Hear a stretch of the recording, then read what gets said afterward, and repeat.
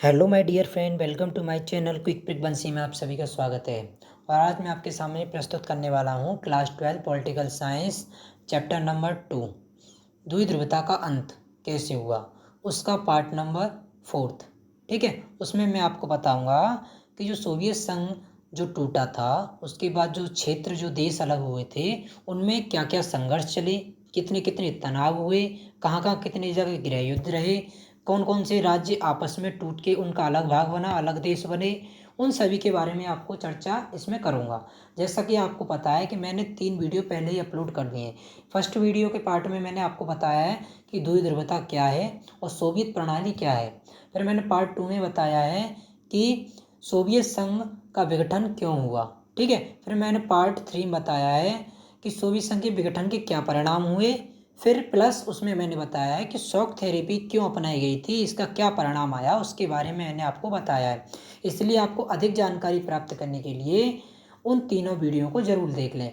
इसके बाद ही आपको ये क्या टॉपिक समझ में आएगा कि ये संघर्ष और तनाव कहाँ पर चल रहे हैं और ये चले क्यों, इनका क्या मतलब था। उस सभी के बारे में आपको तभी जानकारी मिलेगी।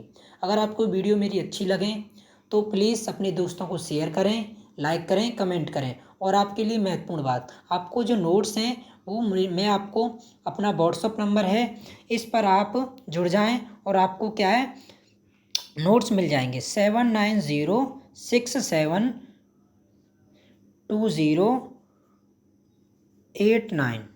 ठीक है,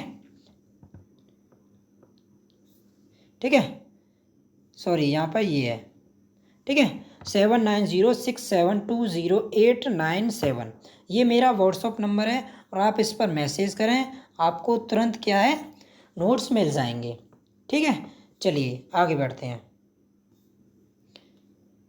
पूर्व सोवियत संघ के अधिकांश गणराज्य संघर्ष की आशंका वाले क्षेत्र हैं। यानी मतलब क्या है इसका, पूर्व सोवियत क्या है जो टूट चुका है, उसका विघटन हो चुका है।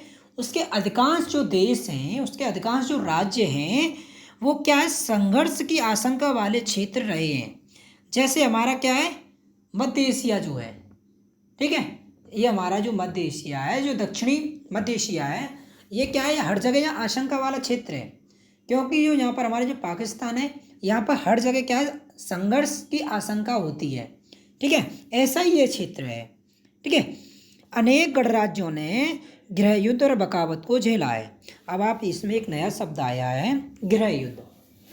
ठीक है, गृह युद्ध क्या होता है कि जैसे कि मैं आपको एक तो साधारण तरीका में बता दूं, गृह युद्ध वह होता है जिसमें एक ही देश के लोग आपस में लड़ाई लड़ें, आपस में संघर्ष करें, किसी बात के मुद्दे को लेकर आपस में भिड़ जाएं, वो होता है गृह युद्ध। अब मैं आपको एक एग्जाम्पल के माध्यम से बताता हूँ। जैसे कि आपका परिवार है, मेरा परिवार है, मेरे परिवार में मेरे भाई लड़ रहे हैं। ठीक है, मेरे 2 भाई हैं और वो लड़ रहे हैं आपस में। ठीक है, और वो इतनी भयंकर लड़ाई हो रही है, यानी ज़्यादा भी भयंकर नहीं है, नॉर्मल हो रही है। ठीक है, तो वो लड़ रहे हैं। अब ये कहाँ पर गृह युद्ध चल रहा है, ये मेरे घर में गृह युद्ध चल रहा है। ठीक है, ये 4 दीवारी जो मेरी है उसके घर में, उसके अंदर क्या है गृह युद्ध चल रहा है। अब आप कह रहेंगे ठीक है ये तो आपके घर में, अब राज्य में कैसे जिले में कैसे चलेगा। जिले में आपस में जो ग्राम होते हैं, जो आपके गाँव होते हैं वो आपस में बढ़ जाएं तो वो आपका हो गया जिला में क्या है गांव में गृह युद्ध। अब आप राज्य की बात करेंगे तो राज्य में 2 समुदाय ले लो, एक उच्च जाति और एक निम्न जाति, वो दोनों क्या है भिड़ जाएं और आप आपस में लड़ाई लड़ें और वो कुछ दंगा हो जाए तो वो आपस में क्या हो गया, वहाँ पे गृह युद्ध चल गया, राज्य में गृह युद्ध। अब देश में एक दूसरा राज्य दूसरे राज्य से भिड़ जाए, किसी बात को लेकर अनशन हो जाए। ठीक है, तो क्या देश में क्या चल गया गृह युद्ध चल गया। ये मैंने आपको गृह युद्ध के बारे में बताया। ठीक है, बगावत होने लगी हर जगह। इसके साथ साथ इन देशों में बाहरी ताकतों की दखल भी बढ़ी। इसके साथ क्या हुआ भाई, जैसे ही इसमें क्या है गृह युद्ध हो रहे हैं, बगावतें हो रही हैं, तो उसके बाद अन्य देशों ने क्या इसका फ़ायदा उठाया। फ़ायदा क्यों उठाया, क्योंकि यहाँ पर जो ये देश थे, जो ये राज्य जो थे जो टूटे, इसमें से यहाँ पर भरपूर संसाधन था। भरपूर संसाधन कैसे, प्रचुर मात्रा में तो यहाँ पर खनिज संसाधन है, तेल है। ठीक है, और क्या यहाँ पे ईंधन वगैरह सब कुछ है। तो इसकी वजह से अन्य देशों को लालच आया, तो लालच आया तो यहाँ पर भारी ताकतों ने भी क्या है दखलंदाजी देना स्टार्ट कर दिया। उनका मंशा थी कि इन देशों पर क्या है हमारा अधिकार हो जाए और इन संसाधनों पर भी क्या है हमारा अधिकार हो जाएगा। ठीक है, इससे स्थिति और भी क्या है जटिल हो गई। जैसे ही भारी देशों ने यहाँ पर क्या है दखलंदाजी स्टार्ट की तो लोगों में और ज़्यादा क्या है बगावत और संघर्ष पैदा हो गया। ठीक है, आपको इतना समझ में आया होगा। चलिए, रूस के दो गणराज्य, ये ध्यान रखना, रूस के दो गणराज्य चेचन्या और तागिस्तान, यह दो राज्य थे। इनमें हिंसक अलगाववादी आंदोलन चले।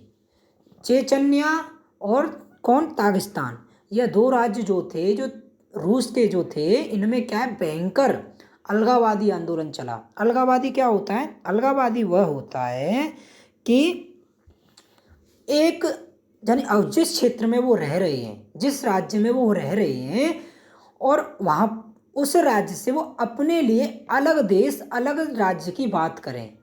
ठीक है, अलग क्षेत्र की मांग करें कि ये इसमें हमारा ही हक होगा और हम ही यहाँ के क्या है नेता होंगे, हमारे यहाँ पे कायदे कानून चलेंगे, या हमारा यहाँ पर क्या है पूरा प्रावत्व या हमारा पूरा स्वामित्व होगा। जैसे मैं आपको एक उदाहरण से समझाऊँ, बहुत अच्छा समझ में आएगा उदाहरण से। जैसे कि हमारा घर है, ठीक है, हमारे घर में हमारे दो भाई हैं, ठीक है, दो भाई हैं और शांतिपूर्वक से रह रहे हैं। अगर उसके बाद क्या होता है कि छोटा भाई वो क्या है एक आंदोलन चलाता है, अलगाववादी आंदोलन, यानी वो अब क्या है वो चाहता है कि बंटवारा हो। तो बंटवारा ज़्यादा अलगाववादी में नहीं आएगा, क्योंकि ये तो हो गया घर वाला, ये तो मैंने आपको समझाया कि बंटवारा, ठीक है, वो अपने लिए क्या है अलग घर की मांग कर रहा है, अलग जगह की मांग कर रहा है, तो ये ज़्यादा उसमें नहीं आएगा। ठीक है, ये तो घरेलू। अब मैं आपको बताता हूँ देश, जैसे राज्य के ऊपर, राज्य में कैसे होगा। जैसे कि ये है यूपी, ठीक है, यह यूपी है। अब ये क्या है, ये तो हमारा हो गया उत्तर वाला, ठीक है, उत्तर भारत, और ये हो गया वो उत्तर प्रदेश, उत्तर प्रदेश, ठीक है, उत्तर वाला हो गया, और ये हो गया हमारा पूर्व वाला। ठीक है, तो पूर्वी उत्तर प्रदेश, उत्तरी उत्तर प्रदेश। तो अब इसमें क्या होगा, जो अलगाववादी होंगे तो उनकी मांग जो हो रही होगी तो वो कह रहे होंगे कि हमारा जो पूर्वी वाला जो क्षेत्र है उसको क्या है हमें दे दिया जाए, हमारा अलग राज्य बनाया जाए, पूर्वी उत्तर प्रदेश, यानी उत्तर प्रदेश से अलग कर कर एक राज्य बनाया जाए पूर्वी उत्तर प्रदेश। वहाँ की हमें शासन और बागडोर हमारे हाथ में होनी चाहिए और हमारा यहाँ पर स्वामित्व होना चाहिए। तो अलग क्षेत्र की जो मांग करते हैं उनको हम क्या कहते हैं, अलगाववादी। ठीक, चलिए स्टार्ट करते हैं और आगे। मॉस्को जो रूस की क्या है, ये राजधानी है, किसकी है, रूस की जो राजधानी मॉस्को ने, यानी रूस की राजधानी मॉस्को ने चेचन विद्रोहियों से निपटने के जो तरीके अपनाए और जिस गैर जिम्मेदार तरीके से सैन्य बमबारी की, उसमें मानवाधिकारों का व्यापक उल्लंघन हुआ। इसका मतलब क्या हुआ कि जो रूस की जो राजधानी है मॉस्को, ठीक है, उसने उसके क्षेत्र में जो चेचन एक विद्रोही जो समूह था उससे निपटने के लिए एक गैर जिम्मेदार क्या तरीके अपनाए, यानी कोई ऐसा नहीं कि तरीके से और इस पर आक्रमण किया गया हो, हमला किया गया हो, कि वहाँ पर जो जनता रह रही है वह जो दोषी है उनको ही दंड दिया जा रहा हो। तो वहाँ पर क्या है गैर जिम्मेदार तरीके से, जो जिसका विद्रोही नहीं है उसको भी इसकी मार झेलनी पड़ी, जो विद्रोही है उसको तो मार झेलनी पड़ी। ठीक है, तो गैर जिम्मेदार तरीके से वहाँ पर क्या है सैन्य बमबारी हुई और मानवाधिकारों का उल्लंघन हुआ। ठीक, लेकिन इससे आज़ादी की आवाज़ दबाई नहीं जा सकी। रूस की जो मॉस्को ने कितने भी प्रयत्न कर लिए वहाँ की जनता को दबाने के लिए, और आज़ादी की जो लहर जो थी वो क्या थी, बरकरार कायम थी। ठीक,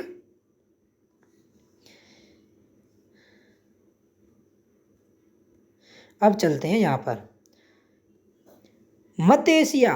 ठीक है, मध्य एशिया तजाकिस्तान 10 वर्ष यानी 2001 तक गृह युद्ध की चपेट में रहा। यानी आपको पता है कि 1991 में सोवियत संघ का विघटन हो गया था। 1991 से 2001 तक जो मध्य एशिया वाले जो देश हैं, तजाकिस्तान, तुर्किस्तान, मजाकिस्तान, किर्गिस्तान, जो ये देश हैं, इसमें से एक जो देश है तजाकिस्तान, इसमें 10 वर्ष तक क्या चला था? गृह युद्ध चला था। सपोज करिए, आप अनुमान लगाइए कि जिस देश में आपस में जो लोग लड़ रहे हों, आपस में घर में जो लड़ाई हो रही हो, तो वो देश कितनी तरक्की करेगा, है ना? कितने संसाधन, कितनी अपनी उद्योग, अपनी कंपनियों को आगे ले जाएगा, कितना विकास कर पाएगा। तो यहाँ तो 10 वर्षों तक क्या है, गृह युद्ध चला है, ठीक है, आपस में लड़ाइयाँ लड़ी हैं, ठीक। इससे पूरे क्षेत्र में कई सांप्रदायिक संघर्ष चल रहे थे। सांप्रदायिक माने धर्म से लेकर, जाति से लेकर, ऐसे क्या है वहाँ पर संघर्ष चल रहे, जातियों को लेकर, धर्म से लेकर, ठीक है, छुआछूत अन्य वगैरह, ठीक है, ये बात वहाँ पर चल रही थी, ठीक। अजरबैजान का एक प्रांत, अजरबैजान जो मध्य एशिया वाला जो देश है, ठीक है, तो तराकिस्तान और तजिकिस्तान और किर्गिस्तान के बगल में ही है। अजरबैजान एक प्रांत है, इसमें नगरनो करावाक है, ठीक है। एक अजरबैजान का एक प्रांत है, यानी एक राज्य है, उसका क्या नाम है? नगरनो करावाक है। यहाँ के कुछ स्थानीय, यानी जो मिडिल क्लास, जो वहाँ के जो स्थानीय जो लोग हैं, ठीक है, अमरनिया अलग होकर अमरनिया से मिलाना चाहते थे, यानी अमरनियाई से अलग होकर अमेरनिया से मिलाना चाहते थे इस क्षेत्र को, ठीक है, इस प्रांत को। जॉर्जिया में 2 प्रांत, ठीक है। अब आती है हमारी जॉर्जिया की। तो जॉर्जिया में 2 प्रांत स्वतंत्रता चाहते थे, यानी अब किसकी बात आ गई यहाँ पे? अलगावादी की बात आ रही है, ठीक है। अब यहाँ पे अलगावादी आंदोलन चल रहे हैं, ठीक है, ठीक है। ये अपना अलग क्या है, अलग 2 प्रांत चाहते थे, यानी 2 राज्यों की स्वतंत्रता चाहते थे, और गृह युद्ध लड़ रहे थे, ठीक है। किसके लिए गृह युद्ध लड़ रहे थे? इनके लिए यूक्रेन, ठीक है, किर्गिस्तान, ठीक है, तथा जॉर्जिया में मौजूद शासन को उखाड़ फेंकने के लिए आंदोलन चल रहे थे। अब ये क्या था, जो यूक्रेन हुआ, किर्गिस्तान हुआ, जॉर्जिया में का मौजूद जो उसका तात्कालिक जो शासन चल रहा था, उसकी सरकार को, उसके शासन को उखाड़ फेंकने के लिए आंदोलन चल रहे थे। कई देशों और प्रांतों में नदी जल के सवाल पर आपस में भिड़े हुए थे। तो फिर क्या था, कई जो देश क्या थे, जो नदी के पानी को लेकर, जल जो तालाबों के पानी को लेकर, इनको भी लेकर भी इनमें विवाद चल रहे थे, गृह युद्ध वगैरह चल रहे थे। वो कह रहे थे हम इतना यूज़ करेंगे, वो कह रहे थे हम इतना यूज़ करेंगे। इन सारी बातों की वजह से अस्थिरता का माहौल, इन सभी बातों से क्या हो गया, स्थिरता ना आकर अस्थिरता हो गई, हलचल होती रही, और वहाँ पर विकास की पटरी संभव नहीं हो सकी, और आम नागरिक का जीवन दुर्भर हो गया। अब भाई इनमें कौन मरेगा? भाई पैसे वाले तो मर नहीं सकते हैं, ठीक है, पैसे वालों को तो कोई टेंशन नहीं है, क्योंकि उनको ज़्यादा घाटा होगा ही नहीं। तो किसको नुकसान ज़्यादा होगा? नुकसान होगा किसको? आम नागरिक को। भाई जब जब मरता है तो आम नागरिक ही मरता है। आप हमारे यहाँ ले लो, जो नोटबंदी हुई, क्या पैसे वालों पर कोई असर पड़ा? क्या पैसे वाले कभी लाइनों में लगे? नहीं लगे। कौन लगा? एक मजदूर लगा, एक रिक्शे वाला लगा, जिसके पास मात्र 1000-2000 रुपये थे, वो इस लाइनों में लगा। उसकी क्या वो थी, तो झेला किसने? सबसे ज़्यादा मार किसने झेली? किसने? आम नागरिक ने। तो ऐसा ही यहाँ पर हो रहा था, हर जगह किसी नदी को लेकर, किसी जाति को लेकर, किसी धर्म को लेकर, किसी राज्य को लेकर, किसी प्रांत को लेकर, अन्य सभी चीज़ों से जो यहाँ पर बगावतें चल रही थी, आंदोलन चल रहे थे, उनमें सबसे ज़्यादा जो पिस रहा था, वो कौन पिस रहा था? आम जनता पिस रही थी, आम नागरिक पिस रहा था, वहाँ का स्थानीय, ठीक है। मध्य एशियाई गणराज्यों में हाइड्रोकार्बन यानी पेट्रोलियम, ठीक है, हाइड्रोकार्बन पेट्रोलियम संसाधन का विशाल भंडार है। मैंने आपको बताया था कि यहाँ पे ऊर्जा संसाधन, खनिज संसाधन बहुत प्रचुर मात्रा में है, जिसकी वजह से अन्य जो देश हैं, भारी जो देश हैं, वो यहाँ पर क्या कर रहे हैं? कब्जा करना चाहते हैं। इससे इन गणराज्यों को आर्थिक लाभ हुआ है, मगर भाई फायदा भी हुआ है, क्योंकि अब ये आपको पता है कि जो ये देश हैं बहुत समृद्ध हैं। किसकी वजह से इतनी भैया समृद्ध जल्दी हो गए? भाई इनके घर में लगभग 10-10 सालों तक लड़ाई चली है, और अचानक इतने पैसे वाले क्यों हो गए? इतनी जल्दी इनकी अर्थव्यवस्था कैसे सुधर गई? क्योंकि इनके पास प्रचुर मात्रा में, अत्यधिक मात्रा में क्या है, संसाधन है, पेट्रोलियम है, सबसे कीमती इस समय पेट्रोलियम है, खनिज हैं, ठीक है। इनकी वजह से इनके संसाधनों को आर्थिक लाभ मिला है। लेकिन इसी कारण से यह क्षेत्र बाहरी ताकतों और तेल कंपनियों की आपसी प्रतिस्पर्धा का अखाड़ा भी बना हुआ है, ठीक है। इस वजह से ये क्या है, जो बाहरी कंपनी है वो यहाँ पर क्या है, अपना हक जता रही हैं, अपना अधिकार जताना चाहती हैं, अपना दबदबा कायम करना चाहती हैं, इसको हड़पने के लिए, ठीक है। यह क्षेत्र रूस, चीन, अफगानिस्तान से सटे हैं तथा पश्चिम एशिया से नज़दीक हैं, ठीक है। ये जो क्षेत्र हैं ये कहाँ पर है, रूस से इसकी जो सीमा लगी हुई है, जॉर्जिया, यूक्रेन, तजाकिस्तान, तुर्किस्तान, मैजिस्तान, कजाकिस्तान, किर्गिस्तान, ये सभी देश किससे लगे हुए हैं, चीन से लगे हुए हैं, रूस से लगे हुए हैं, अफगानिस्तान से लगे हुए हैं और कुछ पश्चिम एशिया से लगे हुए हैं, अफगानिस्तान वगैरह, ठीक है। 11 सितंबर, अब क्या होता है, ये तो हमने आपको बात बता दी। अब एक बात होती है, 11 सितंबर 2001 की घटना के बाद अमेरिका इस क्षेत्र में सैनिक ठिकाना बनाना चाहता था। ये आपको पता है 9/11 की घटना, ठीक है। 9/11 की घटना के बाद जब से अमेरिका के जो विमान जो थे, विमानों पर जो कब्जा करके उनको वहाँ पर हमला किया गया उन पर, तो उसके बाद से क्या है, अमेरिका भी सचेत हो गया और वो क्या चाहता था कि इन देशों में मैं क्या करूं, अपना सैनिक ठिकाना या सैनिक अड्डा बनाऊं, ठीक है। उसने किराए पर ठिकाने हासिल करने के लिए मध्य एशिया के सभी गणराज्यों को भुगतान भी किया। अफगानिस्तान तथा इराक में युद्ध के दौरान इन क्षेत्रों में अपनी विमानों, ठीक है, अपनी विमानों को उड़ान की अनुमति ली। उसने क्या यहाँ पर अनुमति प्राप्त कर ली।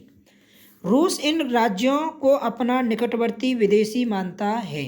रूस जो है इन राज्यों को अपना क्या है, निकटवर्ती यानी पड़ोसी विदेश मानता है, ठीक है। और उसका मानना है कि इन राज्यों को रूस के प्रभाव में रहना चाहिए। अब भाई पड़ोसी किसके प्रभाव में रहेगा, हमारे प्रभाव में ही रहेगा ना, कि हमारे पड़ोस वो हमारे उस दूसरे मोहल्ले के उसमें रहेगा।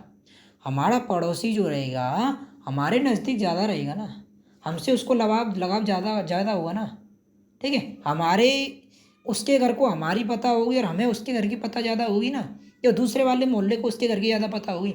तो रूस भी कह रहा है कि यो जो निकटवर्ती जो राज्य हैं, जो देश हैं, वो मेरे प्रभाव में क्या है, रहें। खनिज तेल जैसे संसाधन की मौजूदगी के कारण चीन के हित भी इस क्षेत्र से जुड़े हैं। अब भैया चीन भी चाहता है कि मुझे भी क्या है, यहाँ से लाभ प्राप्त हो, और चीनियों ने सीमावर्ती क्षेत्रों में आकर व्यापार करना शुरू कर दिया है। फिर क्या यहाँ पे भैया चीन भी कूद गया, ठीक है, वो भी यहाँ पे व्यापार करने लग गया। उसके बाद क्या होता है यहाँ पर कि पूर्व यूरोप चेकोस्लोवाकिया शांतिपूर्वक दो भागों में बट गया। जो पूर्व यूरोप में एक जो देश था वो शांतिपूर्वक, ना गृह युद्ध हुआ, ना संघर्ष हुई, ना बगावत हुई, आराम से प्यार से वहाँ पर दो देशों का उदय हुआ। एक तो चेक बना, एक स्लोविका बना, ठीक है, नाम के दो देश बने। लेकिन सबसे गहन संघर्ष बाल्कन के क्षेत्र के गणराज्य यानी युगोस्लाविया में हुआ। बाल्कन का जो क्षेत्र है, बाल्कन का, इस क्षेत्र में जो एक राज्य है युगोस्लाविया, यहाँ पर क्या है, बहुत ही ज़्यादा गहनता संघर्ष, बहुत ज़्यादा संघर्ष पाया गया है, ठीक है। सन 1991 में बाद युगोस्लाविया के कई प्रांत टूट गया। कई प्रांतों में क्या है, ये टूट गया था 1991 में, ठीक है। और इससे शामिल बोस्निया हर्जगोवानिया, स्लोवानिया, क्रोएशिया ने अपने को स्वतंत्र घोषित कर लिया, यानी 4 तो राज्य इसमें से अलग बन गए, ठीक। यहाँ के नाटो का हस्तक्षेप करना, यहाँ पर क्या है, नाटो को हस्तक्षेप करना पड़ा था, ठीक है, क्योंकि पूर्व जो यूरोप जो है वहाँ के जो देश कुछ लगे हुए हैं, वहाँ के जो अधिकांश जो देश हैं वो किस में शामिल हैं, नाटो में शामिल हैं, जो एक क्या सैनिक संगठन है जो 1955 में बनाया गया था, सॉरी 1949 में, 1955 में तो वार्सा पैक्ट बनाया गया था, जो सोवियत संघ का सैन्य संगठन था, ठीक है भाई। कुछ कभी कभी हो जाता है, ठीक है।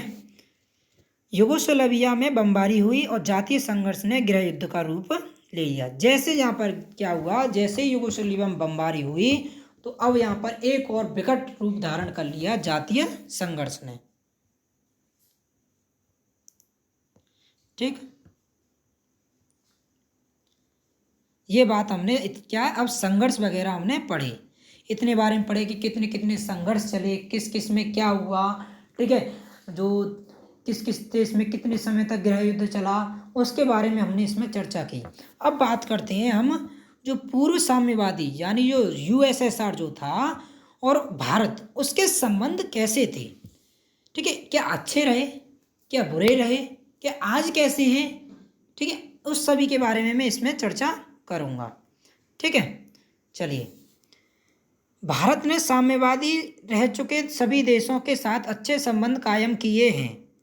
जो भारत जो है वो क्या है, जो साम्यवादी जो जो देश हैं उन सभी देशों से अपने क्या है अभी तक अच्छे संबंध, बहुत अच्छे संबंध हैं।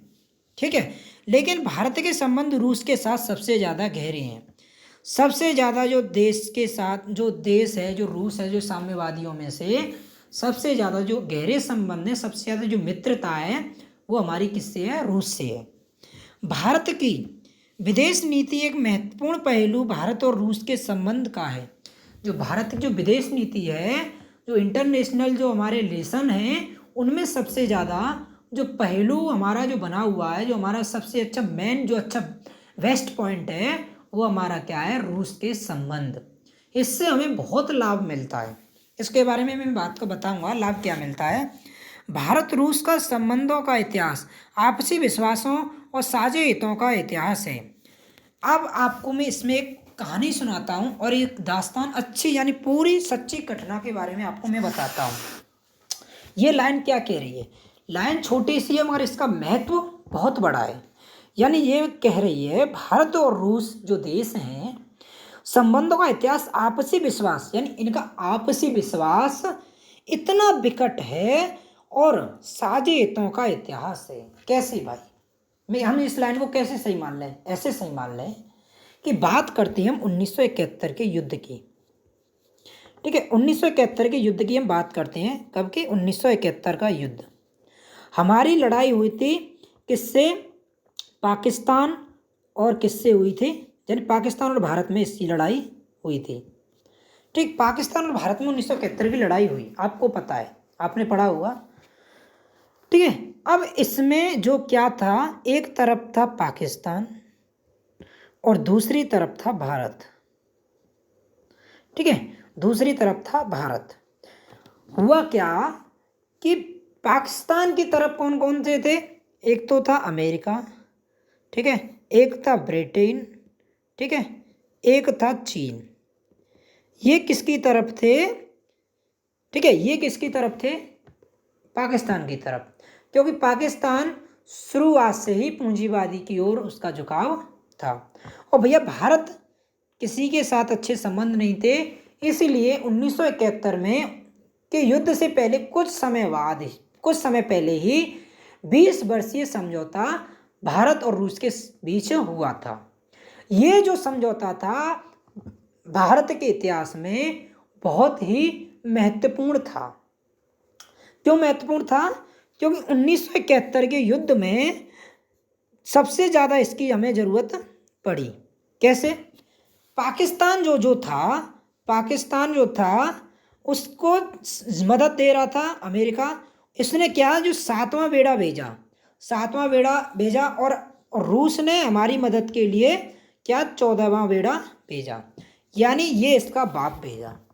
सातवां बेड़ा क्या समझ रहे होंगे, जिस पे क्या है, हवाई जहाज, जो हमारे जो फाइटर प्लेन उतरते हैं, जो हमारे जो हथियार सामग्री उस पर जो आते हैं, वो थे सातवें बेड़ा। इतना भयंकर बेड़ा था ये कि अगर आ जाता और रूस हमारी सहायता करने नहीं आता तो हमारा देश क्या है, उस समय नक्शे से खो जाता।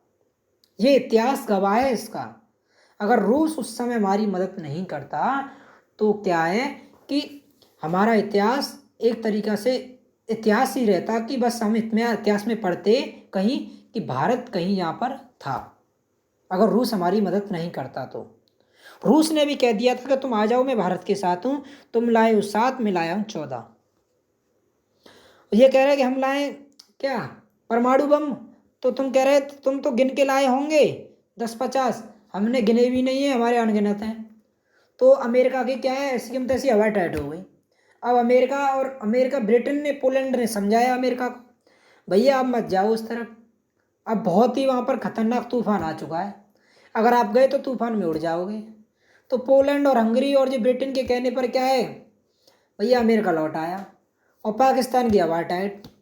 तो आपको पता है कि इतिहास में किसी भी देश ने इतने सैनिकों के साथ आत्मसमर्पण नहीं किया था। 92,000 सैनिकों के 92,000 सैनिकों ने आत्मसमर्पण किया था, मात्र 200-250 सैनिकों के सामने। लगा लीजिए 92,000, ठीक है, 92,000 सैनिकों ने आत्मसमर्पण किया था।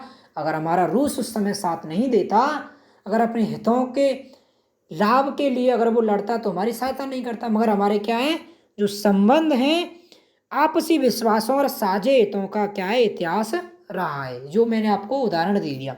और आपको अगर अच्छे से ये जानना है कि 1971 में भारत की मदद रूस ने कैसे की, तो मेरी वीडियो बनाई है कि 1971 का युद्ध, ये मूवी मुझे मेरे जो वीडियो है मेरे यूट्यूब चैनल पर उपलब्ध है, आप उसमें देख सकते हो कि रूस का कितना बड़ा योगदान रहा है।